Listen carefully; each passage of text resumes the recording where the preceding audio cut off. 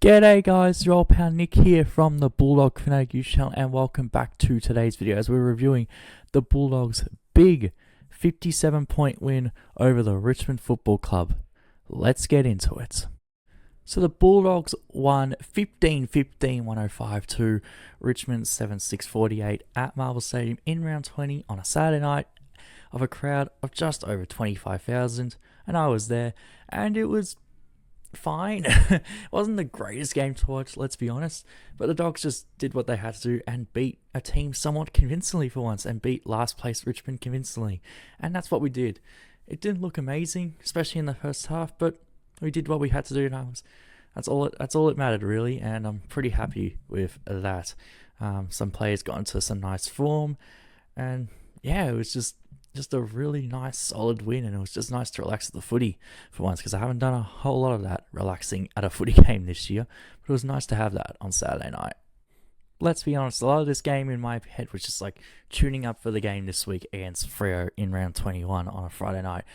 That was a lot of, I was thinking during the game was like, what are we going to do against Freo? Like, how are we looking? And I thought in parts we looked pretty good. I thought defensively we were okay. I didn't think we were amazing defensively, especially in the air, but I thought James O'Donnell and Jed Bussinger were really, really good, and let's just hope they can, continue to do that on Friday night against the much taller Fremantle forward line.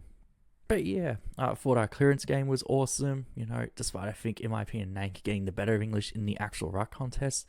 So yeah, Marcus Wampelli and Ed Richards were amazing. I thought the forward line was really good. It just, the set shot goal kicking was left a lot to be desired. The set shot goal kicking, 7 goals 10. Yikes, we missed a lot of sitters, especially in that first half. It was just really frustrating. So this could have been a bigger margin, but alas, still a big win nonetheless. But it's just under the dome, under the roof at Marvel. It's just, I was hoping we'd kick it a little straighter, but we didn't. That happens. Oh well. One thing I was really impressed with throughout the game is that whenever the ball hit the ground in our forward line, we looked very dangerous at ground level. So I really was pleased with that. Our Smalls always got involved, setting up goals or kicking goals themselves throughout the game. So the small forward dynamic between Riley West, Josh Dolan, Artie Jones, and Cody Waitman, I thought was really good on Saturday night. All of them kicking goals. So that was really good to see. So it just shows that we got to have that more. We can't let the ball come bleeding out of our back line in future games when our big boys don't take a mark. Okay, so yeah, I thought our Smalls were quite dangerous, and hopefully that continues. So good on the small forwards for being the mosquito fleet they are, and especially Cody Waitman kicking some goals. It was nice to see Cody Waitman kick some goals. He kicked 2 goals. He only kicked 1 goal in his first 5 games since he's returned back, but he kicked 2 on the weekend, which was very, very nice to see, and hopefully more snags for Cody Waitman to come. Now I was coming into filming this review thinking we had no injuries from the game, because I'm filming this on the Wednesday, and well, that's not the case, because it's been reported that Aaron Norton will not play against the Dockers on Friday night due to soreness. I don't know what type of soreness it is, but that's not ideal. And he only played 57% of game time in the last quarter.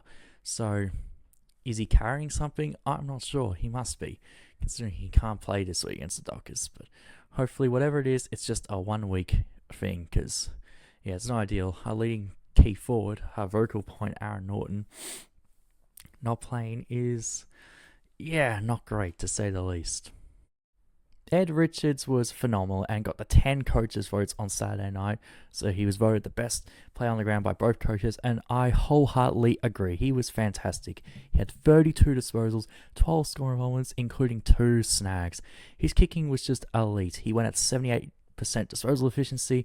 He just found the right targets, and just that piercing left foot, and just whether it be out of stoppage or, in play, like, he was just so damaging, Ed Richards, and that is what you get for not putting any accountability on Ed Richards. If you let Ed Richards have that much space and time, he is going to absolutely punish you, and he made the Tigers punish big time. And yeah, he was fantastic, and hopefully he has a game like that against Freo on Friday night, because oh boy, will we need that. Lachlan Bramble and Bailey Williams again were really good on Saturday night. They were just taking marks for fun and providing a lot of run and carry out of our backline, especially Bramble. Bramble had 13 disposals alone in the second quarter. The ball was just the ball's just finding him everywhere.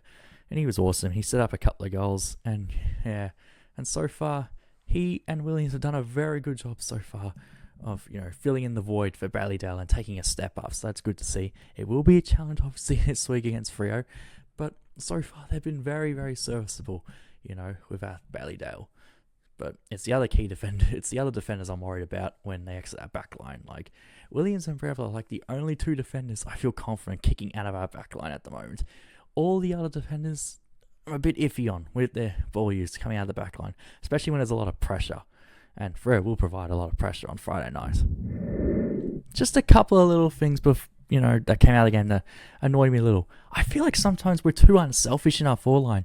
We always go for like one extra handball and we probably don't need to, or we go for a cute little kick inside our forward 50. Just when it's not there. Like I feel like sometimes our players are too unselfish inside 50. When the goals are open or when there's another player on, sometimes you don't need to go for that. You don't need the extra handball. You just maybe go and kick the goal yourselves. There were several times on Saturday night where I thought our players can just take it. Some of these boys can just take it upon themselves and kick the goal themselves instead of trying to find an extra handball, and try and be more of a team player. Some of these players just need to be a bit more selfish. If they're in a good position to kick a goal, then just kick it. You don't need the extra handball. Like it was just some of those little things that annoyed me because if we like handballing a lot, the Bulldogs, and sometimes when you over handball in your forward 50, it invites pressure and it means you might not get a shot off at goal at all. And that's what happened a few times on Saturday. So I just feel like we need to, don't need to handball as much inside our forward 50 and just kick the damn thing. Just kick the ball, especially if you're in a good position going for goal.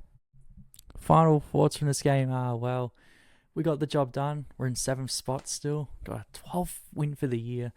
So it feels weird. For a lot of the year, we haven't played like we're the 7th best side. But nonetheless, we're in 7th on the ladder, and we got a huge game on Friday night against Freo. I cannot understate how big this is. The top of the ladder Dockers at Optus Stadium. I'm scared. I ain't gonna lie. I'm pretty bloody scared, especially now with no Aaron Norton. So it will be a huge test and a big step up, obviously, from the Richmond game.